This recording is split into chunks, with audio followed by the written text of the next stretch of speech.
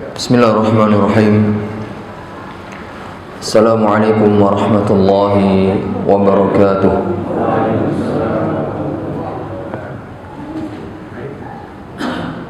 Alhamdulillahi rabbil alamin. Alhamdulillahil karimil mannan, dzil fadli wal ihsan. Nahmaduhu subhanahu wa nasta'inuhu wa nastaghfiruh. Wa na'udzu billahi min syururi anfusina wa sayyiati a'malina.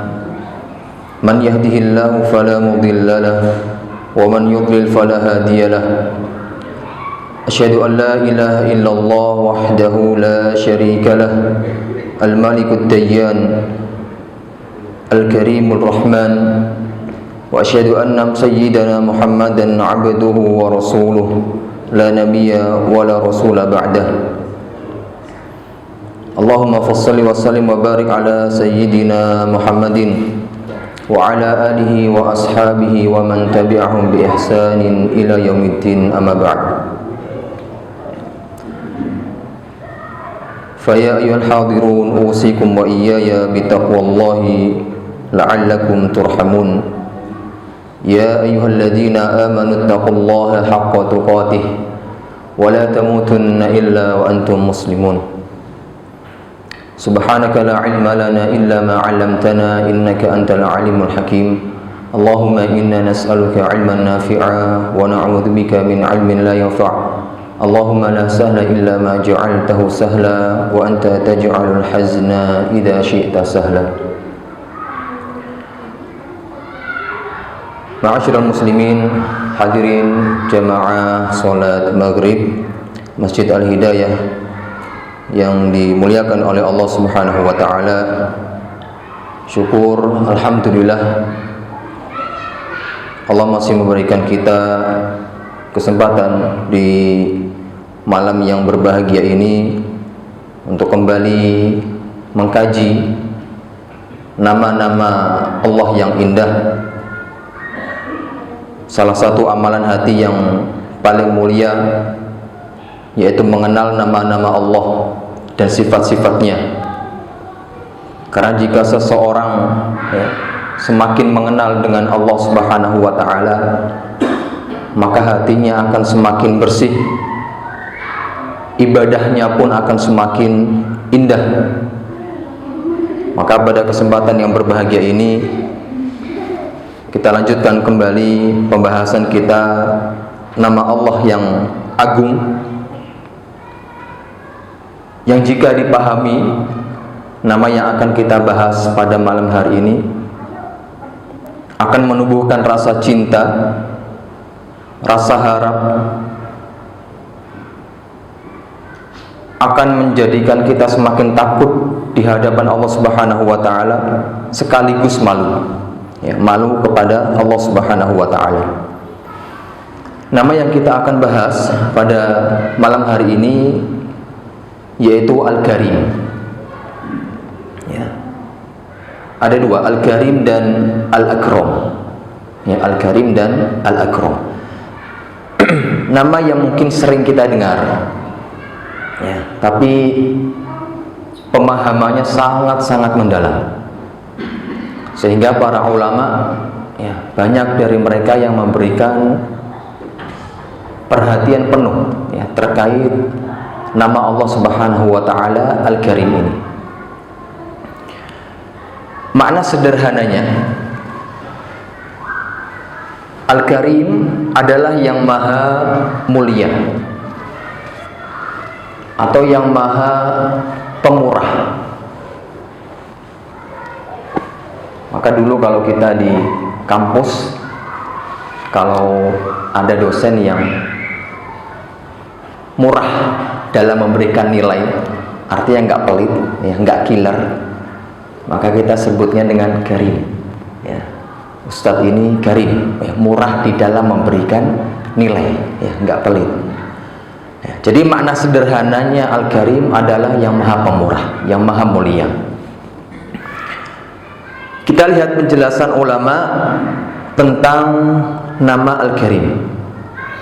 Di dalam kitab Fiqhul Asmaul Husna ya, karya Syekh Abdul Razak ya, bin Abdul Muhsin Al-Badr.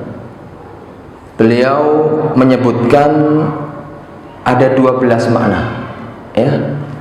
Ada 12 ya, makna atau arti dari nama Al-Karim ya. Ini saya simpulkan menjadi 3 saja ya, saya simpulkan menjadi 3. Yang pertama, Al-Karim huwa al-jawadu al-mun'imu ala khalqihi la yamna'uhum khairahu wa la yu'ajiluhum bil 'uqubati ala dunubihim wa yaghfiru sayyi'at. Al-Karim adalah al-jawad, yaitu yang maha dermawan, al-mun'imu ala khalqihi, yang memberikan nikmat kepada makhluknya,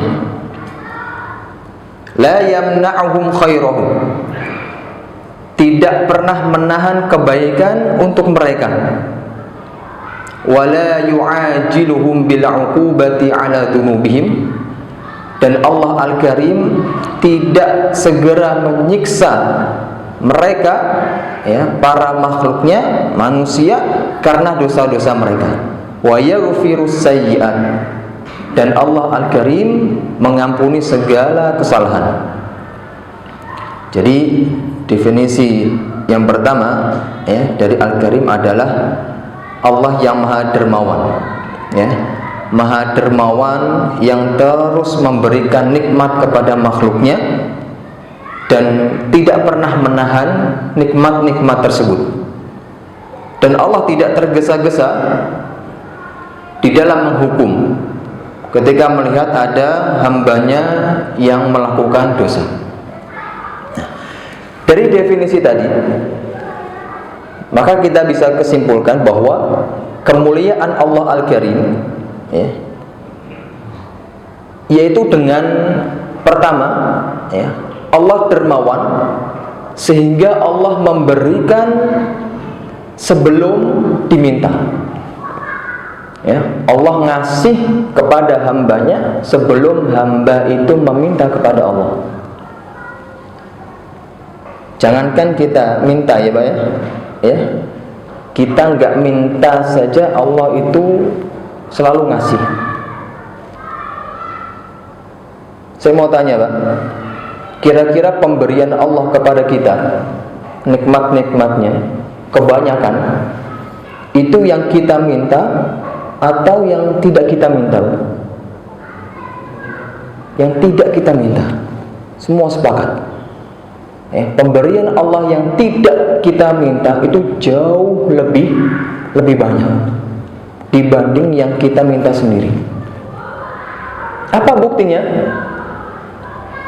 Sebelum kita lahir, ya, Allah sudah memberikan kita udara di sana. Allah sudah memberikan kita makan. Allah berikan kita anggota tubuh. Ya. Allah berikan kemudian apa? Orang tua. Ini nikmat-nikmat yang nggak pernah kita minta, tapi Allah kasih. Yang kedua, Allah Al-Karim dengan tetap memberi meskipun manusia bermaksiat. Ya, meskipun manusia bermaksiat, tapi Allah nggak bosan-bosan untuk memberikan kenikmatan kepada mereka. Banyak orang yang lupa sholat, Allah masih berikan pekerjaan. Banyak orang yang lupa zikir, Allah masih berikan kesehatan. Ya, banyak orang yang berbuat dosa, Allah masih berikan keamanan, Allah masih berikan keluarga. Ya, ini tanda bahwa Allah Subhanahu wa ta'ala Al-Karim, yang maha pemurah. Yang ketiga, dari definisi tadi ya, Allah Al-Karim dengan tidak tergesa-gesa di dalam menghukum. Allah nggak pernah buru-buru di dalam menghukum. Berbeda dengan manusia yang ketika melihat kesalahan ya, inginnya selalu menghukum.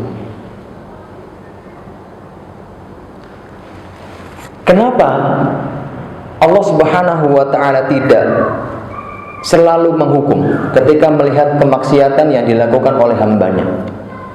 Bayangin Pak, setiap saat di muka bumi ini manusia itu selalu bermaksiat. Bayangin kalau setiap maksiat atau dosa yang dilakukan oleh hamba langsung Allah hukum.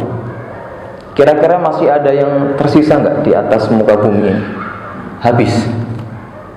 Allah sudah firmankan di dalam Al-Quran, walau yu'akhidullahu an-nasa bima kasabu ma taraka ala dhahriha min dabbah.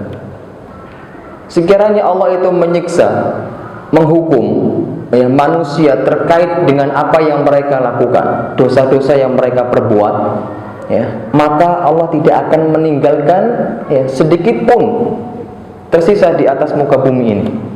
Walakin yuakhiruhum ila ajalin musamma. Akan tetapi Allah mengakhirkan sampai waktu yang ditetapkan. Di antara hikmah maha karimnya Allah dengan menunda hukuman agar manusia itu sadar, agar manusia kita itu bisa kembali kepada Allah dengan bertobat nasuha. Allah berikan kita kesempatan ketika kita melakukan dosa dengan tidak langsung menghukum. Allah berikan kita kesempatan untuk sadar agar kita kembali kepada Allah Subhanahu wa ta'ala. Yang terakhir, wa yaghfirus sayyi'at. Allah mengampuni dosa-dosa. Dan di antara bentuk Allah mengampuni dosa hambanya yaitu dengan menutup dosa tersebut. Allah tidak memberikan informasi kepada manusia yang lain terkait dosa yang kita lakukan. Allah tutup dari istri kita, Allah tutup dari keluarga kita, anak kita, semua tidak mengetahui atas dosa yang kita lakukan. Singkatnya, meskipun kita selalu bermaksiat, kita tidak dipermalukan oleh Allah di hadapan manusia. Betapa malunya kita ketika setiap maksiat yang kita lakukan, orang di samping kanan kiri kita mengetahui perbuatan kita. Nah, ini karunia yang sangat besar terkait dengan Allah Al-Karim. Ini yang pertama. Yang kedua, definisi Al-Karim. Al-Karimu huwallazi la yaruddu sa'ilan wa la yukhayyibu aminan. Al-Karim adalah zat yang tidak pernah menolak orang yang meminta kepadanya, wala yukhayyibu amilan, dan tidak pernah mengecewakan orang yang berharap kepadanya. Jadi makna besar dari definisi yang kedua ini bahwa Allah tidak pernah mengecewakan doa hamba-hambanya. Meskipun doa itu tidak langsung Allah ijabah, doa itu Allah kabulkan dalam bentuk lain, doa itu Allah pending di akhirat. Tapi ketahuilah bahwasanya tidak ada doa yang sia-sia. Karena doa sendiri adalah dihitung oleh Allah sebagai ibadah, sehingga mendatangkan pahala. Di dalam hadis dikatakan bahwasanya doa itu dapat menolak bala, menolak musibah. Maka seringkali Allah Subhanahu wa ta'ala selamatkan kita dari musibah karena doa-doa yang sering kita panjatkan. Jamaah yang dimuliakan oleh Allah Subhanahu wa ta'ala, kita lihat bagaimana bentuk kemuliaan Allah Subhanahu wa ta'ala dengan tidak menolak doa dari hamba-hambanya.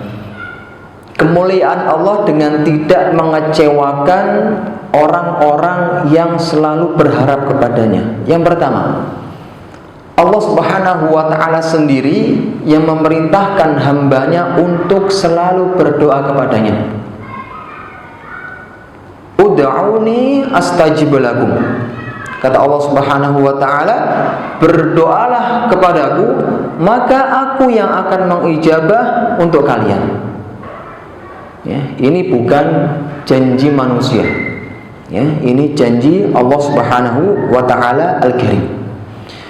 Yang kedua, Allah malu ketika mengembalikan tangan orang yang berdoa dalam keadaan kosong. Ini sering kita sampaikan, ya, di dalam hadis yang masyhur diriwayatkan bahwasanya Allah Subhanahu wa ta'ala Zat Karim, Maha Pemurah, Hayyun Karim, Malu, Maha Pemurah. Sehingga ketika ada seorang hamba yang berdoa kepada Allah dengan mengangkat kedua tangannya, kemudian Allah itu malu ketika tangan hamba tersebut kembali dalam keadaan kosong. Allah malu.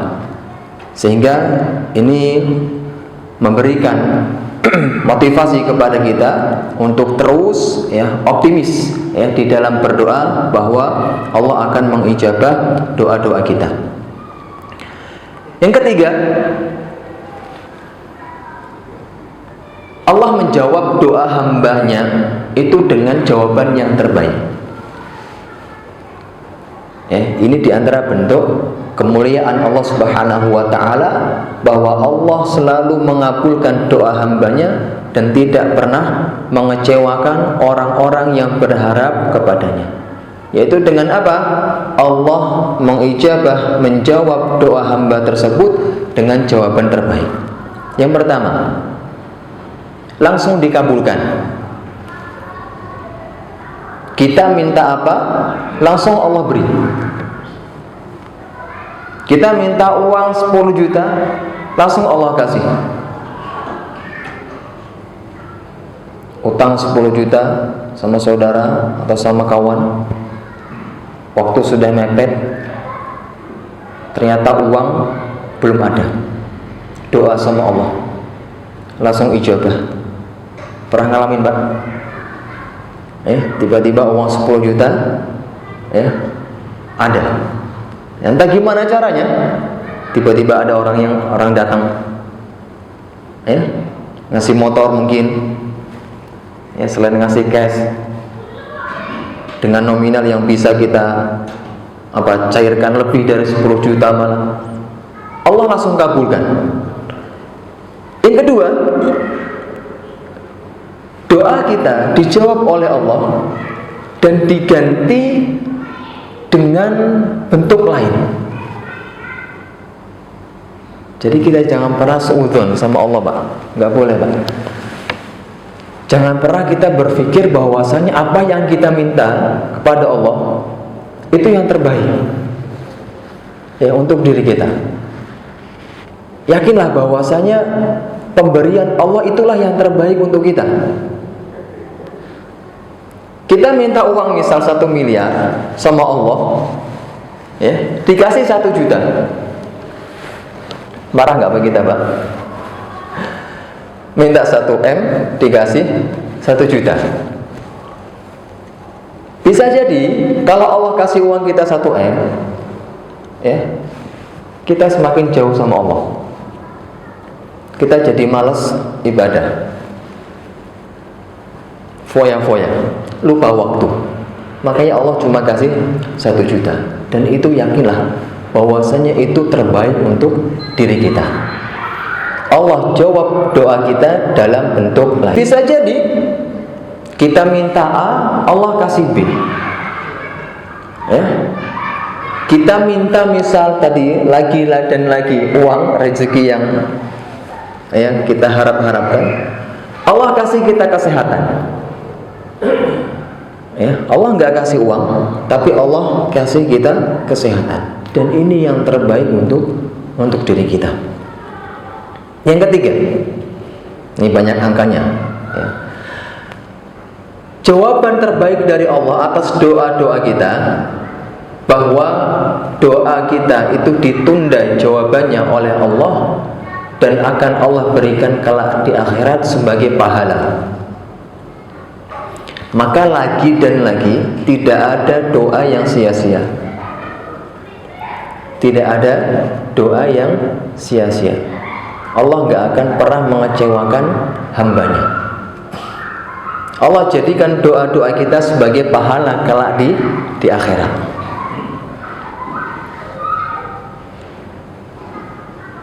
Dan di antaranya tadi kita juga sebutkan bahwasanya doa yang kita panjatkan kepada Allah, ya, mungkin hal itu bisa menjadi penolak bala, ya, penolak musibah untuk diri kita.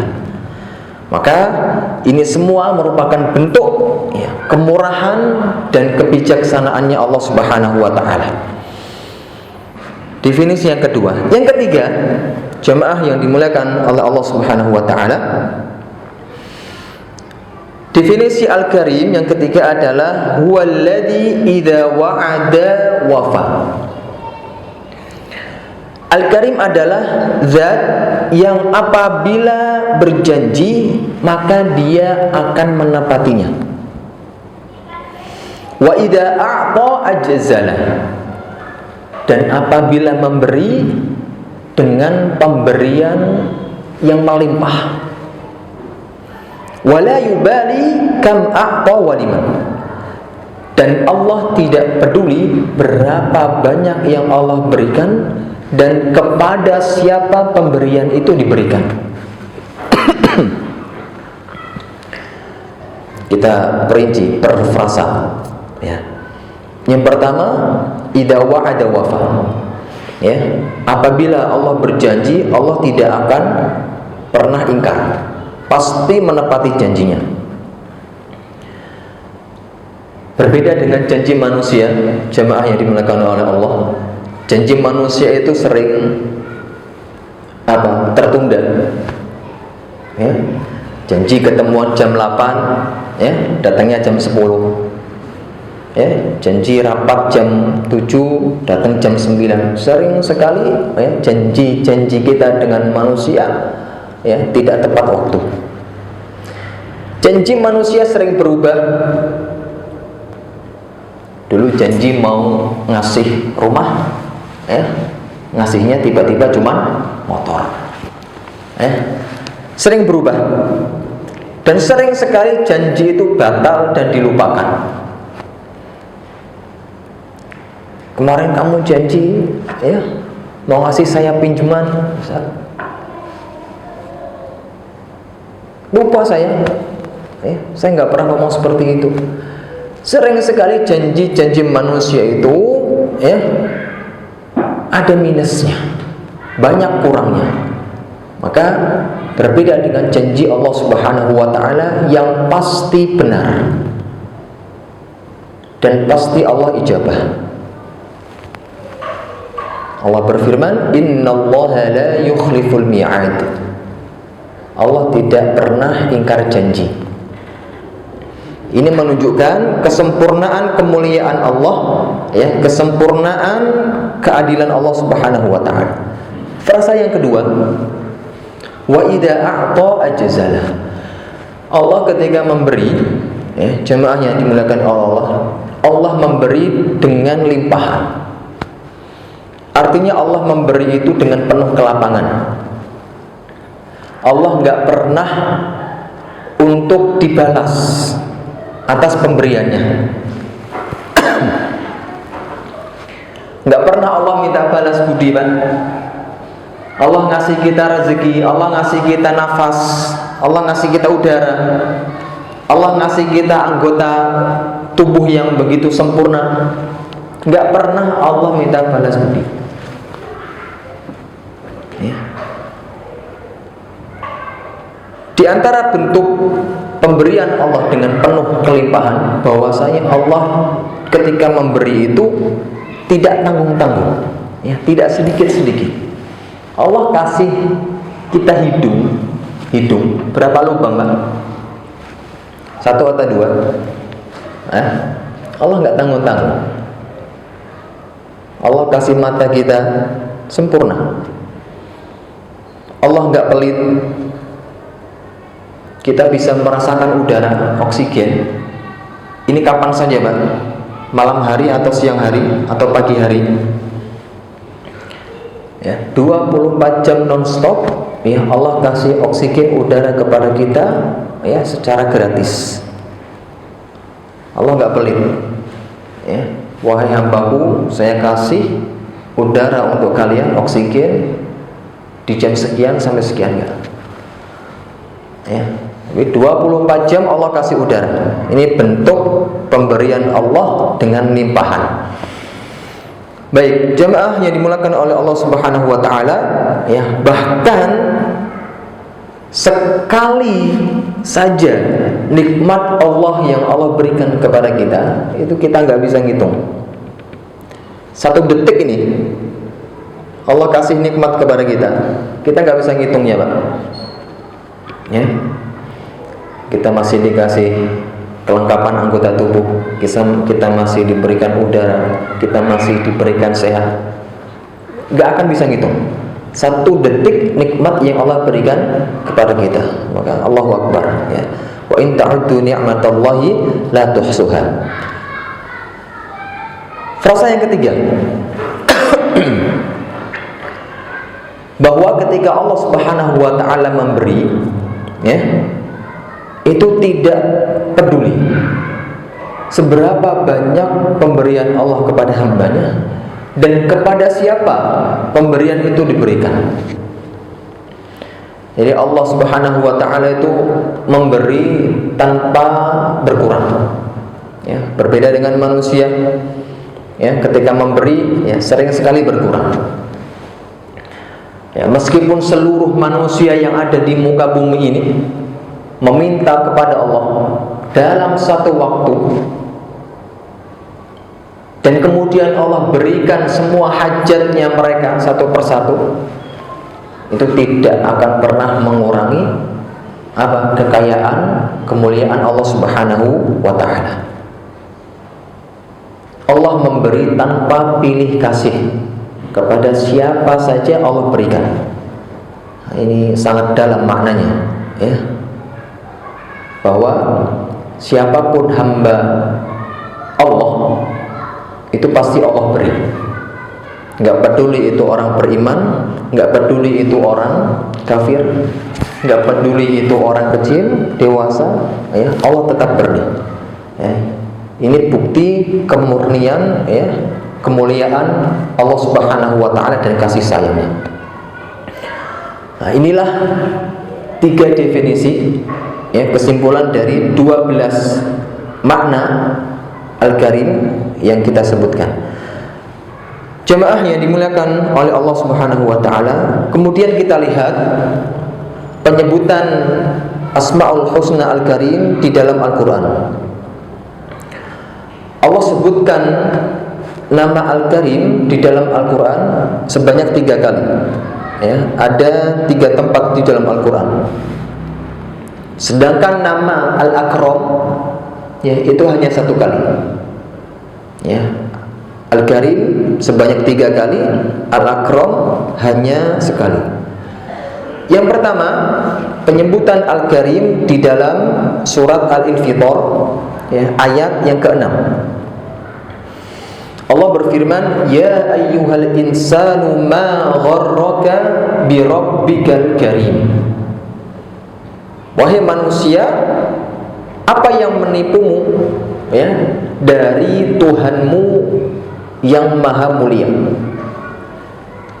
Jadi jemaah yang dimuliakan oleh Allah, ayat ini merupakan bentuk teguran Allah kepada manusia yang sering sekali lalai. Kenapa Allah tegur di dalam ayat ini? Saking murahnya Allah,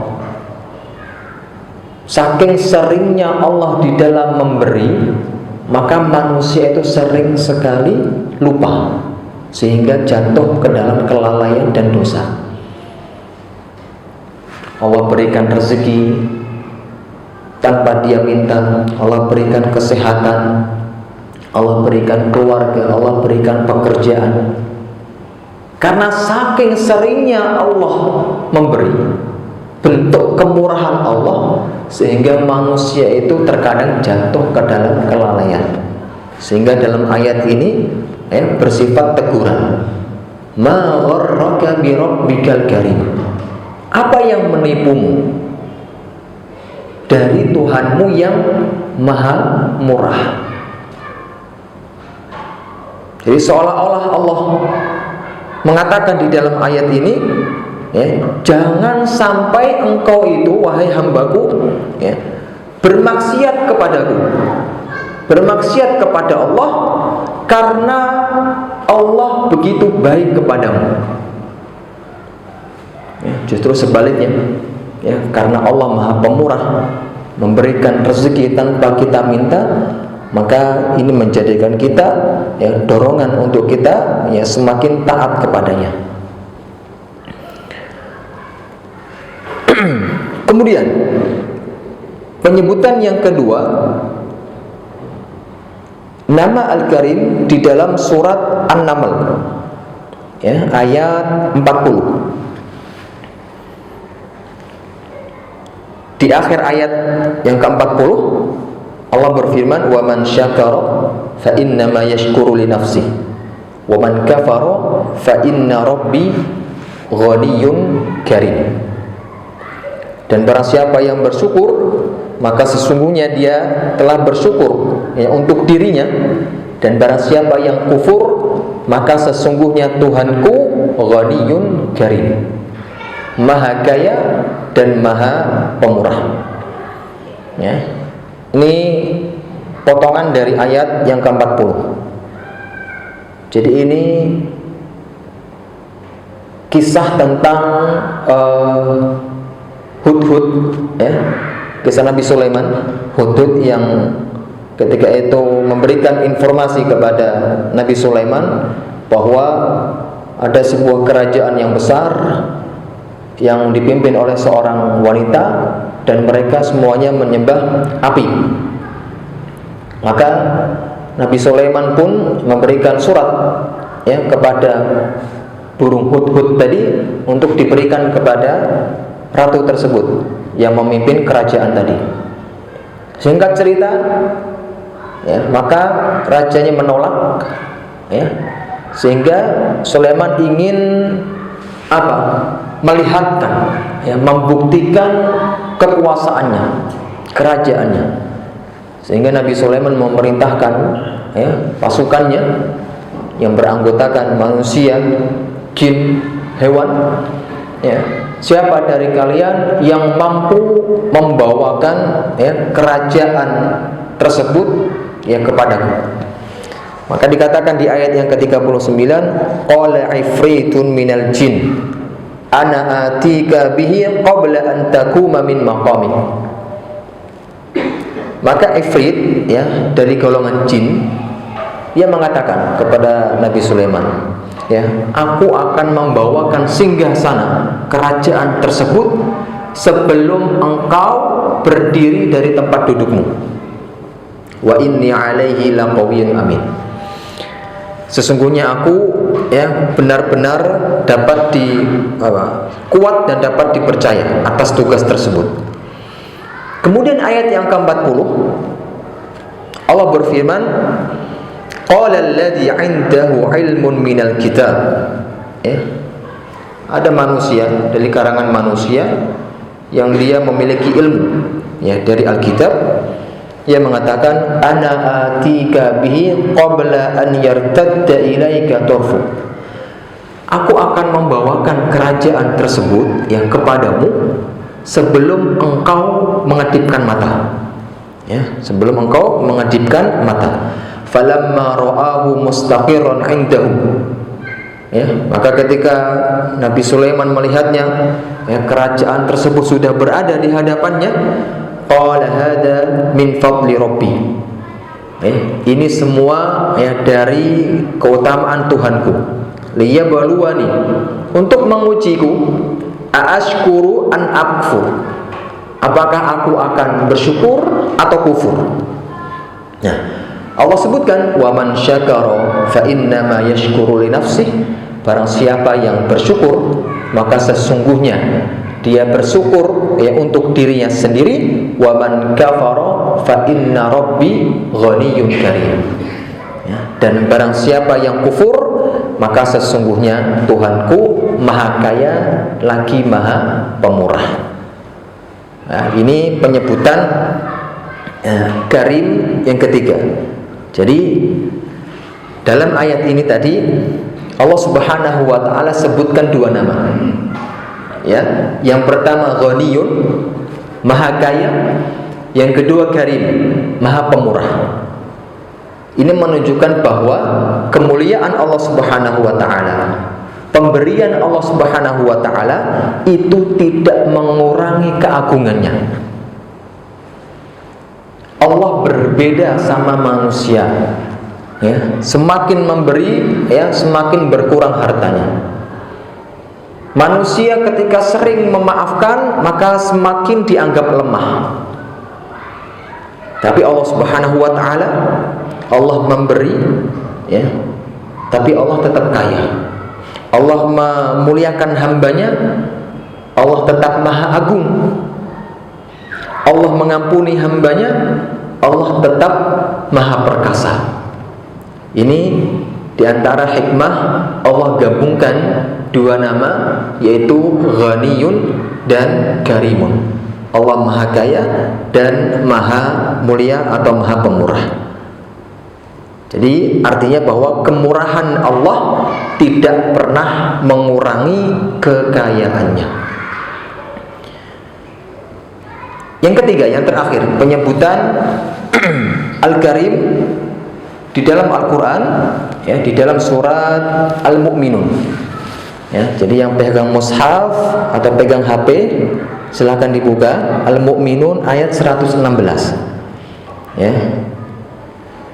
Allah berfirman, "Fata'alallahul malikul haq, la ilaha illa huwa rabbul arsyil karim." Maka maha tinggi Allah, Raja yang al-haq, ya, sebenar-benarnya, ya, tidak ada Tuhan selain Dia, Rabbul arsyil karim. Ada dua riwayat, Pak, ya, terkait dengan cara membaca Al-Karim di dalam ayat ini. Yang pertama, kalau kita lihat di dalam mushaf sekarang, ini riwayat yang masyhur, riwayat jumhur, itu menggunakan kasroh. Benar ya, Pak Rudi ya? Rabbul arsyil karimi di dalam mushaf sekarang ini. Ini pendapat jumhur. Pendapat yang kedua, Al-Karim di dalam ayat ini itu berharokat dhammah. Huwa Rabbul arsyil karim. Ini pendapat, ya, Al-Kisai dan Hamzah. Ini kalau ingin lebih detailnya bisa tanyakan sama Pak Ustadz Imam nanti. Ya. Jadi ketika qiraah yang mengatakan huwa rabbul arsyil karimu, ya, dengan berharokat dhammah, tapi ketahui bahwasanya semua ini, ya, qiraah mutawatir, artinya boleh dipakai. Maka al-karimu ketika berharokat dhammah ini menjadi sifat untuk Allah. Jadi Rabbul Karimu. Tapi kalau Al-Karim dibaca kasroh, maka dia merupakan sifat untuk arsy. Maka kita pakai dulu riwayat yang kedua, Al-Karim yang berharokat dhammah, sehingga maknanya apa? Dialah Allah, Rabb yang mulia, ya, Rabb yang maha pemurah, yang memiliki atau pencipta arsy. Ya. Bisa difahami, Pak, ya? Ya, kalau kita baca Al-Karimi, maka artinya apa? Tuhan pemilik arsy yang mulia. Tapi kalau kita bacanya Al-Karimu, Tuhan yang mulia, pemilik arsy. Nah, ada bedanya. Nah, jemaah yang dimuliakan oleh Allah, di dalam ayat ini Allah sebutkan dirinya Al-Karim yang maha mulia, pemilik arsy. Ya, ini menunjukkan bahwa Allah Subhanahu wa ta'ala itu bukan hanya mulia pada zatnya saja. Allah Subhanahu wa ta'ala, ya, itu memuliakan makhluknya, diantaranya arsy. Arsy itu makhluk terbesar, ya, dan makhluk tertinggi. Maka penggabungan arsy dengan apa? Allah menciptakan arsy dan Allah menyebutkan Al-Karim, ini menunjukkan bahwasanya Allah itu benar-benar maha mulia. Karena arsy itu makhluk terbesar, makhluk tertinggi, dan makhluk termulia. Ya, sehingga artinya ya, bahwa Allah Subhanahu wa ta'ala pemilik arsy, ya, benar-benar maha mulia. Kemudian jemaah yang dimuliakan oleh Allah, ini kita selesai penyebutan Al-Karim, ya, di dalam Al-Quran. Kemudian kita lihat penyebutan Al-Akram, ya, di dalam surat Al-Alaq, ya, Al-Alaq ayat yang ketiga. Iqra wa rabbukal akram. Ya, bacalah, ya, dan Tuhanmu Al-Akram. Apa bedanya Al-Karim dengan Al-Akram? Kalau Al-Karim tadi itu maknanya yang maha mulia, yang maha pemurah, cukup. Tapi kalau Al-Akram ini mengandung makna superlatif, sehingga artinya Allah Al-Akram yang maha paling mulia, yang maha paling pemurah. Al-Akram, ya, ismul tafdil kalau bahasa Arabnya. Jadi kemuliaan Allah, ya, itu benar-benar berada di puncak kemuliaan, ya, tidak ada yang dapat menyainginya, tidak ada yang dapat menyamainya. Benar-benar berada di puncak kemuliaan. Makanya Allah sebutkan di dalam ayat ini, namanya Al-Akram, itu berkaitan dengan turunnya wahyu, ya, turunnya wahyu. Maka maksudnya wahyu ini adalah merupakan karunia terbesar, nikmat terbesar dari Allah, Al-Quran. Sehingga meskipun Al-Quran itu mulia, maka ketahuilah, ya, Allah Subhanahu wa ta'ala Al-Akram, paling mulia, ya. Ini yang pertama faedahnya, bahwasanya penyebutan Al-Akram di dalam ayat tadi dalam konteks wahyu. Wahyu adalah pemberian Allah yang paling mulia, yang paling apa? Terbesar.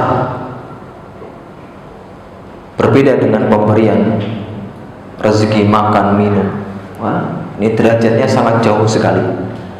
Tapi pemberian Allah wahyu Al-Quran ini yang bersifat mulia, sehingga Allah Subhanahu wa ta'ala, ya, menyatakan di dalam ayat ini bahwa dirinya Al-Akram. Yang kedua, ini menunjukkan bahwasanya Allah Subhanahu wa ta'ala itu memuliakan hambanya dengan ilmu, ya, bukan rezeki materi. Ya, yarfa'illahu alladhina amanu minkum walladhina utul ilma darajat. Ya, Allah itu mengangkat derajat orang-orang di antara kalian, orang-orang yang beriman dan orang-orang yang menuntut ilmu, yang memiliki ilmu. Baik, ini penyebutan dua nama Al-Karim dan Al-Akram di dalam Al-Quran. Jemaah yang dimuliakan oleh Allah Subhanahu wa taala, sudah azan, Pak? Kang Cecep. Allah.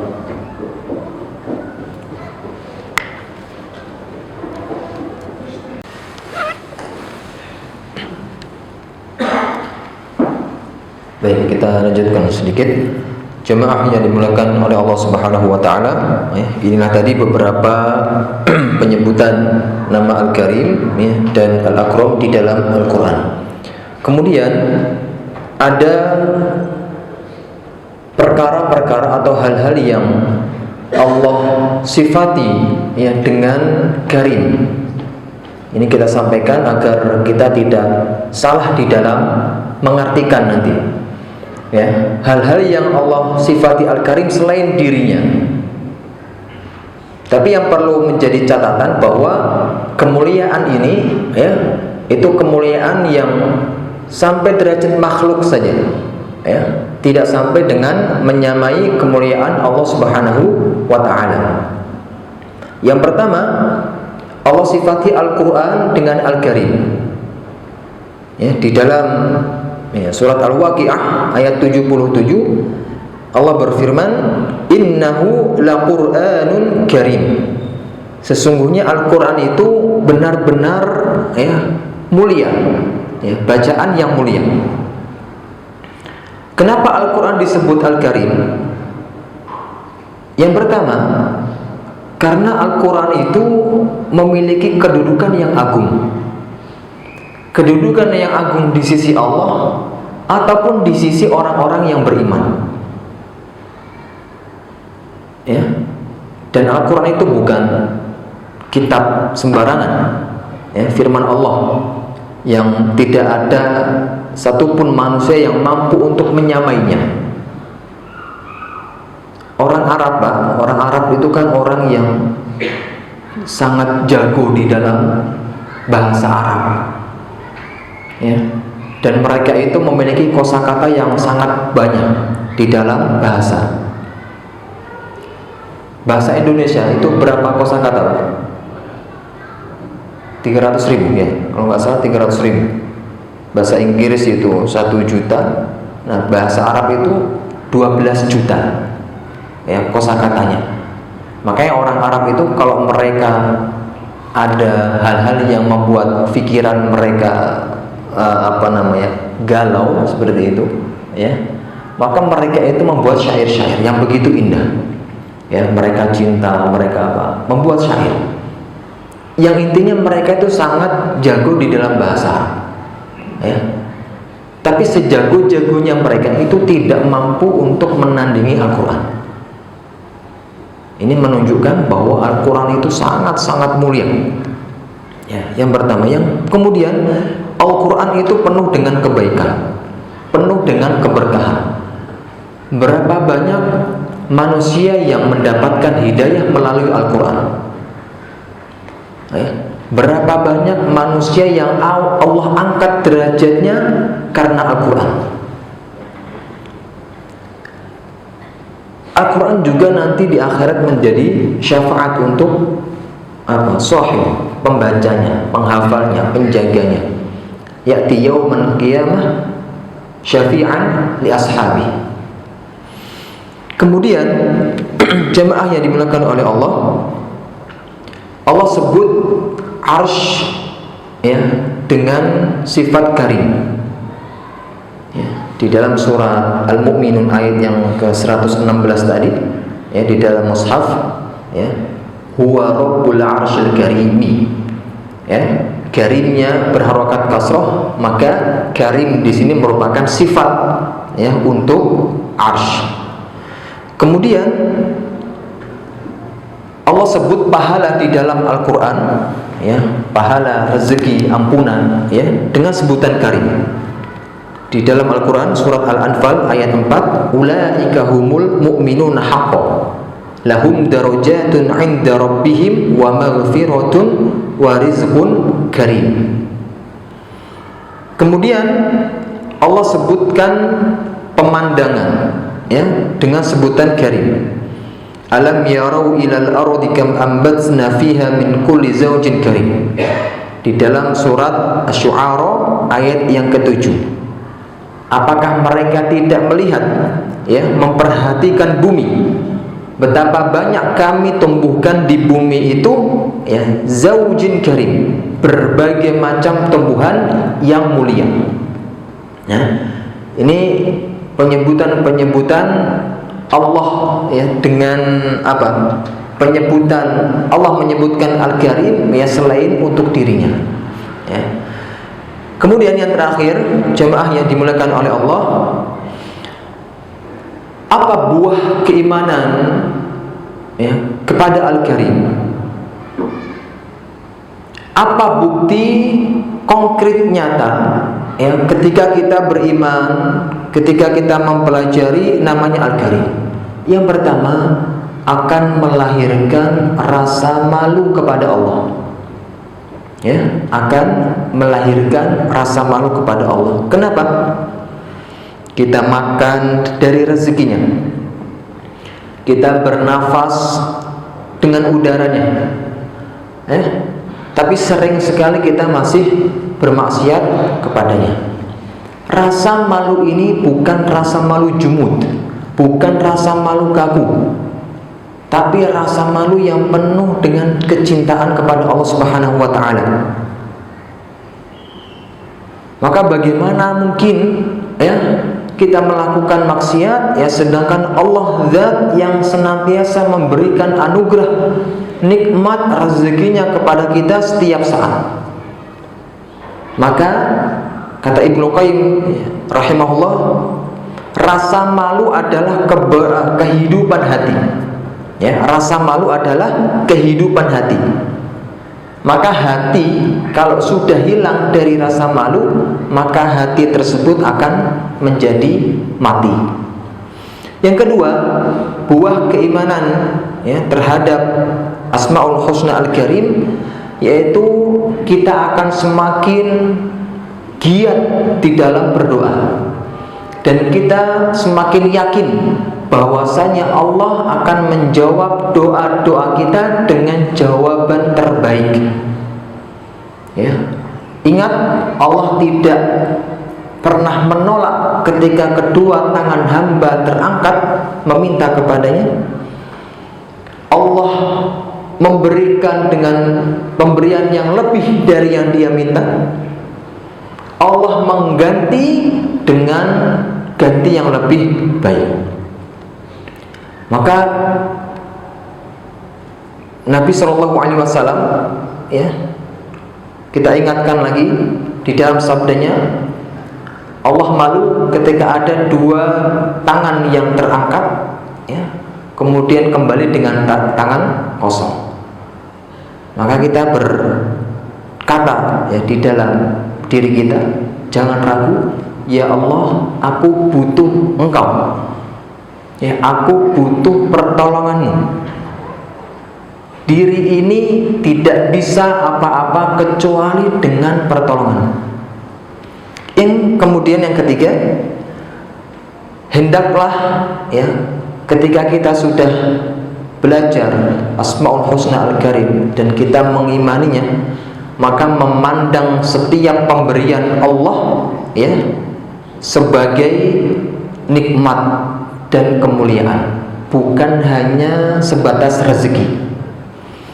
Makan nikmat dari Allah, hidup nikmat dari Allah, keluarga nikmat dari Allah, bukan hanya sebatas rezeki. Kenapa? Kalau kita memandang pemberian Allah dengan nikmat, ya, dengan kemuliaan, maka ini akan mendatangkan kepada kita sifat tawadhu, ya, sifat bersyukur, ya, dan kemudian cinta kepada Allah Subhanahu wa taala.